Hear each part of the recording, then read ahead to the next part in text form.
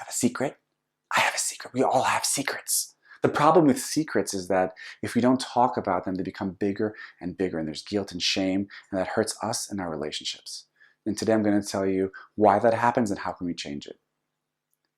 Hi, my name is Dr. Assael Romanelli, and this is The Potential State, and today we're in Ownership 38, Secrets, the quicksand that keeps you small. So we're all private people. We have things that don't share with everyone. But the problem is once we have a secret, what gives it its power, like Brené Brown talks about, is that no one else knows about it. And then very quickly there's shame and guilt and embarrassment. And a lot of energy is going toward that secret that slowly is becoming bigger and bigger and bigger. And then it becomes so big that I'm scared that if anybody would find that out, they would leave me, they would mock me. And they would realize how pathetic I am, so I don't share.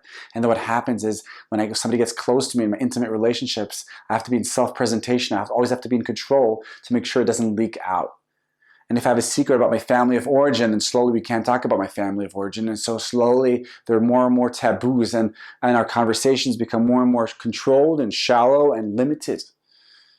Another price I pay is blind spots, because if there's secrets, so I can't talk about things, so I can't develop, I can't grow in those areas. When I get a secret passed down from a previous generation, so I already feel shame. It's not even my secret, it's my parents' secrets. Nobody ever talks about it. And these secrets create an environment that the truth is not being spoken, and then there's like this mishmash, this symbiotic, undifferentiated ego mass. And it's been my experience in the clinic that families that have a lot of secrets, there's a higher probability of abuse, of violence, of kind of unhealthy behaviors. But because no one's talking about it, because the house is full of secrets, nobody ever knows. And it's really hard to break that chain. And it's almost like it's an intergenerational secret that keeps families poorly differentiated. It hurts our intimacy. And when we tell a secret to our kids and we say don't share anybody, we're basically triangulating them, and we're already giving them we're sending them off to the world already feeling like they can't be themselves, that they can't be open, that they can't be free, that they can't just speak their mind. They have to think twice before anything they say. So that thing is, the secrets are just really hurting us, our relationships, and also our children. So how do we solve that? Easier said than done. Well, Brené Brown talks a lot about shame, and she connects to secrets, and she basically says the way you build shame resilience is by speaking, by sharing, by connection and courage. And when you share, what happens is you're demystifying it. You're letting other people know that it's fine. I also know how that feels. You're normalizing it. My wife, Galit, she has a project called Mother Milk, where women share infant feeding stories. And a lot of women hold a lot of shame around bottle feeding.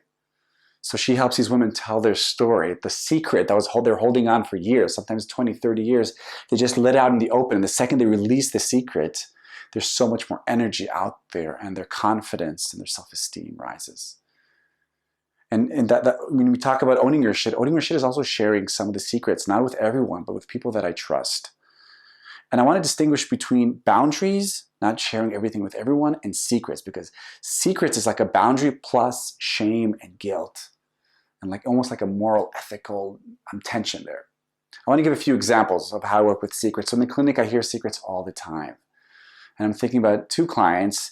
Both of them were sexually abused as children, and they've never spoken about it. They shared it once when it happened, and they never shared it again.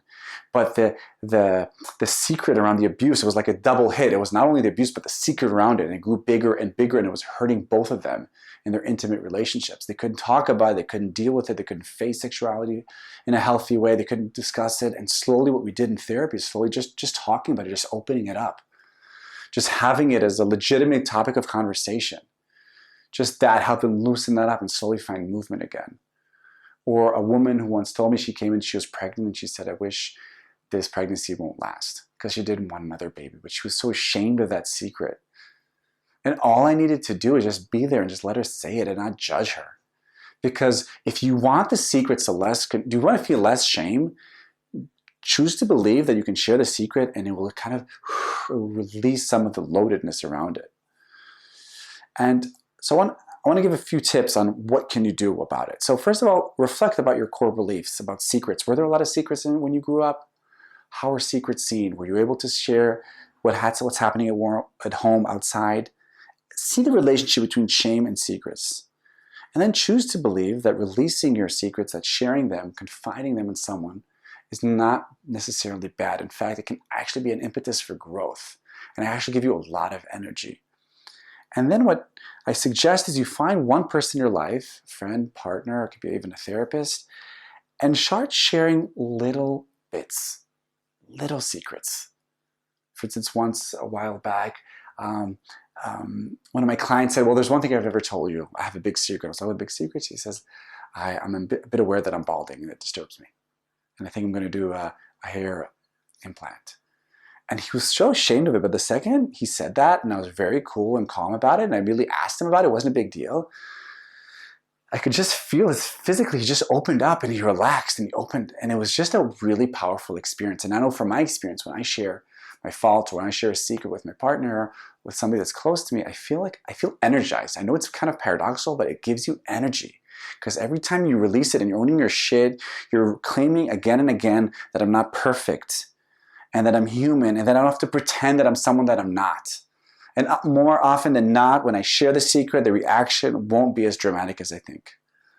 The next level up is make sure when you raise your kids that you're in a family where secrets aren't like, it's fine to share your secrets. They shouldn't be embarrassed by anything. I always tell my kids, I'd rather you tell me. If you tell me the truth, I won't be angry.